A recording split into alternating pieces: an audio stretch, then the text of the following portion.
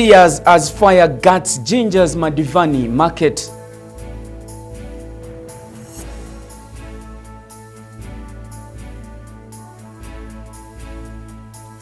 DP blames FDC for not consulting them on changes in the shadow cabinet reshuffle. Boda Boda 2010 leader Abdallah Chitata's lawyer expelled from court.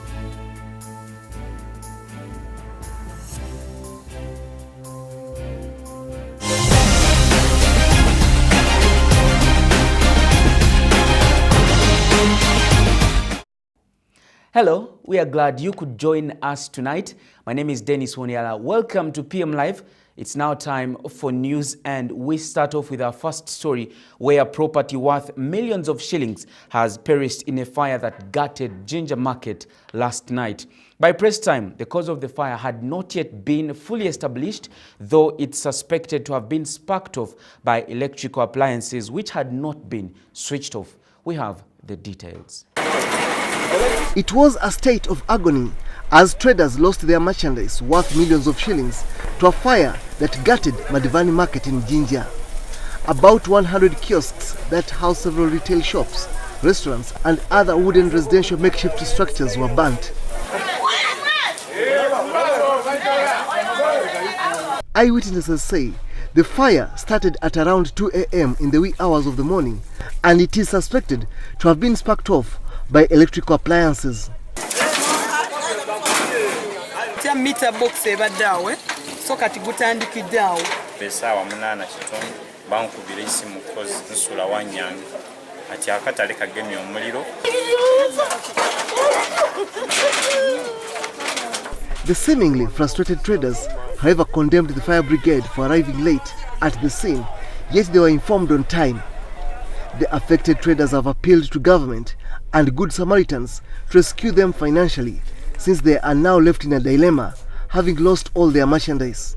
Chakola naye tusaba government eyambe abantu bano ebaddizeewo ebintu byabwe gana mumbira abakatale kunnaka weddewo mfo kyokugulira omubaka motoka y'emiliyoni ebisatu lwaki tebatuwa motoka zigiza muliro. His Excellency Yoweri Kaguta Museveni nzira kyakukoba era nzira kyanakukoba kintu kyonna kyonna papa wange. Police, however, declined to comment on the incident. Report filed by Ivan Vega for Urban TV. Away from that, health experts from the Democratic Republic of Congo and South Sudan met in Uganda today to intensify cross-border efforts to control disease outbreaks. The meeting follows the outbreak of the deadly Ebola hemorrhagic fever in the neighboring Democratic Republic of Congo, just a few meters away from the Ugandan border. Given that diseases do not respect borders, flexible and adaptable efforts to control and eliminate their speed are needed to effectively reach the population that lives in areas around national borders. Uganda has thus hosted health experts from the Democratic Republic of Congo and South Sudan to draw effective plans of tackling neglected tropical diseases. The development also comes at a time when deadly Ebola hemorrhagic fever has been confirmed in the Democratic Republic of Congo, particularly in Beni, which is about 100 kilometers from the Ugandan border post of Mpondwe in Kasese district. During the meeting, Uganda's Health Minister, Jenrotha Cheng, noted that the two countries, Uganda and Congo, have embarked on a screening exercise of all people coming from DRC to Uganda to ensure that those affected with Ebola don't get into Uganda. Cross-border collaboration is not only done regarding neglected tropical diseases. We also collaborate on a number of other diseases. The viral hemorrhagic fever is currently the one where we are having very intense discussions with our colleagues on the other side of the Democratic Republic of Congo. Many of you are aware about the outbreak of Ebola in Beni, which is about 100 kilometers from the border of Uganda with Kasese. Efforts are also underway to see that the three countries synchronize efforts to carry out river blindness massive treatment. In the past, Uganda had done well in this mass treatment, but was let down by neighboring countries which had not treated their nationals who freely crossed to Uganda at the border points. In Uganda, we give mass treatment on a biannual basis, where our village health teams go and distribute the medicines to the people. And the medicine we give is ivermectin. We have so far protected a population of 1.9 million people in these 18 districts. However, the remaining districts still have a challenge because they border South Sudan and the Democratic Republic of Congo. Because the flies breed in these fast flowing rivers, we apply a chemical in these rivers that kills the young stages of these flies.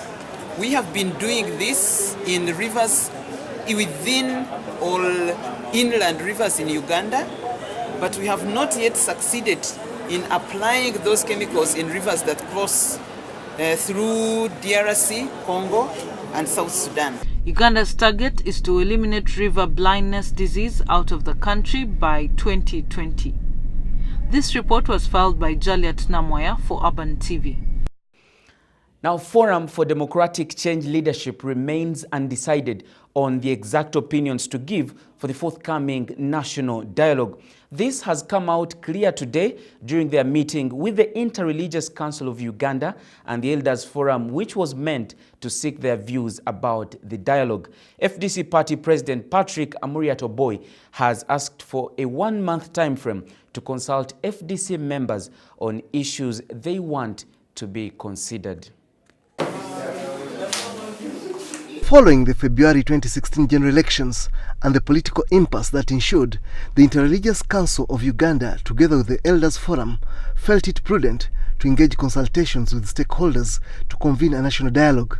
It's this dialogue which the Elders Forum hope will see an end to the worsening relationship between different political parties in Uganda, as they will sit on the same table to agree on how to arrange elections together and agree on rules of the game, which all of them should adhere to promote democracy and peace. The leading opposition party, Forum for Democratic Change, FDC, has been the first political party to be consulted about this dialogue. The closed-door meeting, which took close to 6 hours, was held today at the Interreligious Council head offices in Mengo, though it was later opened to media.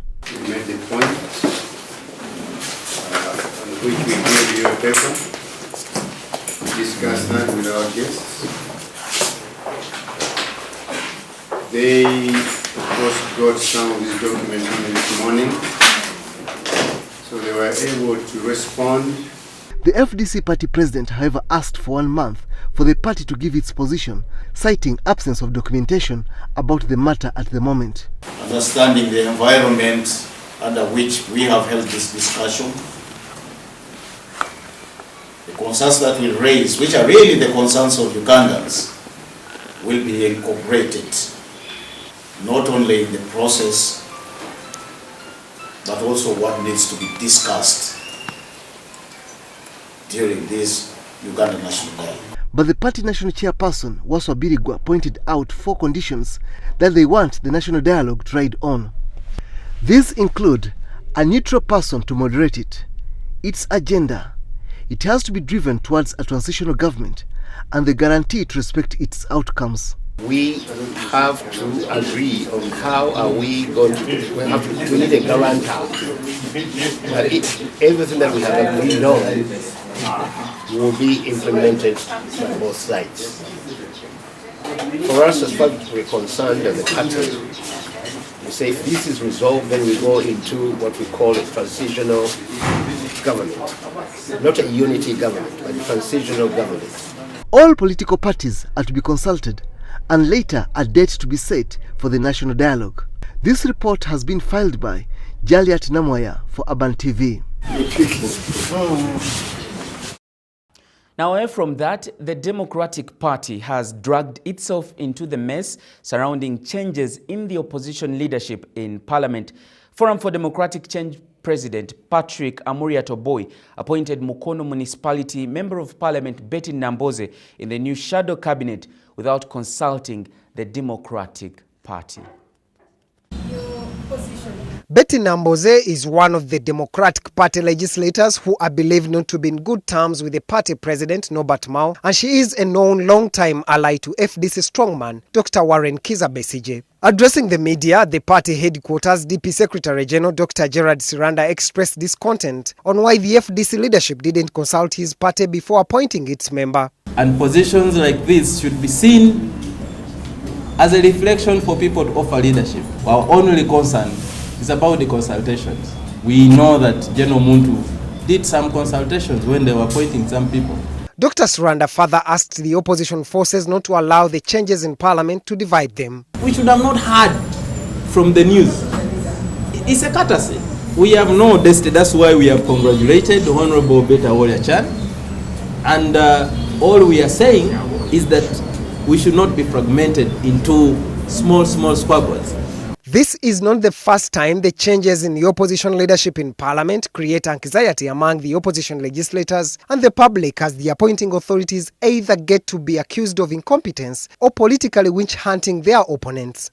It is not in any way under dispute that Section 2 of the Administration of Parliament Act and the Rules of Procedures of Parliament mandates the largest opposition political party in Parliament to form shadow government, and of course the entire opposition leadership in Parliament. Now the Democratic Party, with 16 members of Parliament, which is the second largest opposition political party in Uganda, is complaining about the way the FDC managed these changes without consulting them. The only question lies in those who want to put the law and the spirit of the law on the same weighing scale. Mubarak Mugabo, Urban Television.